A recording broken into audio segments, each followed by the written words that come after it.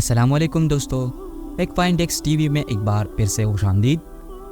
امام مہدی کے ظہور کا دور قریب آ چکا ہے۔ یہ بات ہم ماضی میں کئی بار سن چکے ہیں، لیکن حالیہ دنوں میں کچھ ایسا ہوا کہ ہم یقین سے کہہ سکتے ہیں کہ امام مہدی کے ظہور کا دور قریب آ چکا ہے۔ یہ در حقیقت اگر ہم یہ کہیں کہ امام مہدی کا ظہور کا وقت اور دجال کے ظہور کا وقت قریب ہے تو یہ غلط نہیں ہے۔ میرے پیارے ناظرین، ہمارے پیارے نبی محمد صلی اللہ علیہ وآلہ وسلم کے ارشاد ہے کہ دجال کا ظہور آئے جب ہراسہ سے سیاہ جھنڈے نکلیں گے اور مشرق کی طرف جائیں گے تو آپ میرے ایک فرزند کا انتظار کریں جس کا نام میرے نام محمد پر ہوگا، اور اللہ تعالیٰ اسے لوگوں میں بلند کرے گا اور وہ ہراساں کے لشکر کی قیادت کرے گا اور دجال کا مقابلہ کرے گا اور دجال سے پہلے آسمان سے نازل ہوگا۔ ناظرین، اس حدیث کی مختصر وضاحت کہا جاتا ہے کہ یہ حدیث امام مہدی کے بارے میں ہے جن کا اصل نام محمد ہوگا اور ان کے والد کا نام بھی عبداللہ اور والدہ کا نام آمنہ ہوگا، اور ان کی عمر بھی اس وقت 40 سال ہوگی اور کعبہ کی عبادت میں مشغول ہوگے۔ جب علماء کی ایک جماعت جن پر اللہ تعالیٰ نے اپنا ہاتھ بدل کیا ہے ان کو پہچانیں گے اور ان سے بیعت کریں گے، اور یوں حضرت مہدی کا ظہور ہوگا اور چند روز قبل ہراسہ سے سیاہ جھنڈے نکلیں گے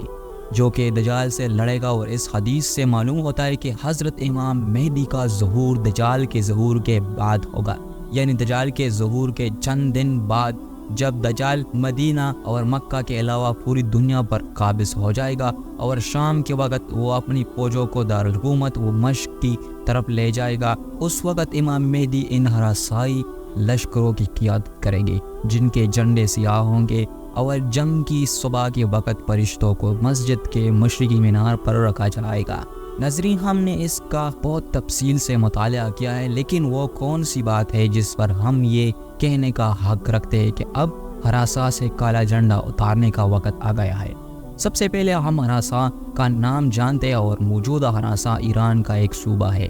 اور یہ ہراسہ افغانستان میں بھی شامل ہے، یعنی پرانے دور کا ہراسہ جسے حضرت محمد صلی اللہ علیہ وآلہ وسلم نے پیش کیا ہے۔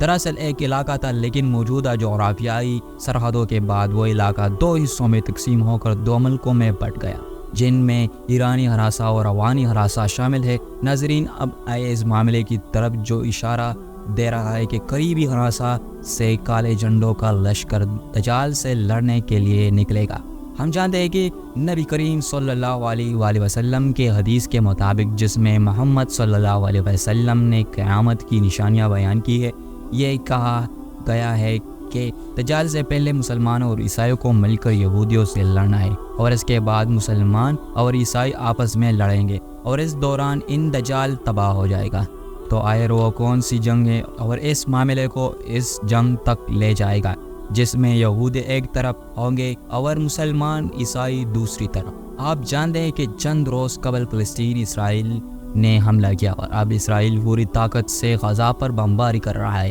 اور اس میں دنیا کی کئی حکومتیں اس کا ساتھ دے رہی ہے۔ کل ایک خبر آئی جس سے اس معاملے کا امکان بالکل واضح ہو گیا کہ شاید اب عیسائی اور مسلمان یہودیوں سے لڑیں گے۔ یہ خبر عیسائیوں کے قدیم ترین چرچ کے بارے میں ہے جو فلسطین میں واقع، اور اس کی تاریخ 425 قبل مسیح تک جاتی ہے۔ کل کی خبر کے مطابق اسرائیلی بمباری کے نتیجے میں عیسائیوں کا وہ چرچ تباہ ہو گیا۔ یہ وہی چرچ ہے جس میں یسوع مسیح کے کپڑے لپیٹے گئے تھے اور وہ پیدا ہوئے تھے، اور وہ کپڑے جن میں عیسائیوں کی تعلیمات کے مطابق یسوع مسیح کو مصلوب کرنے کے بعد رکھا گیا تھا، جس میں وہ بھی خون سے ڈھکے ہوئے تھے، اور یسوع مسیح کا وہ جولا جس میں وہ پیدا ہونے کے بعد بچھایا گیا تھا۔ یہ سب نعمتیں ہیں اس چرچ کے اندر رکھا گیا۔ اگر یہ گرجا گرا اسرائیلی بمباری کے نتیجے میں تباہ ہو جائے گا، پھر یہ اتنا بڑا مسئلہ ہوگا اور اس سے پوری عیسائی دنیا تباہ ہو جائے گی،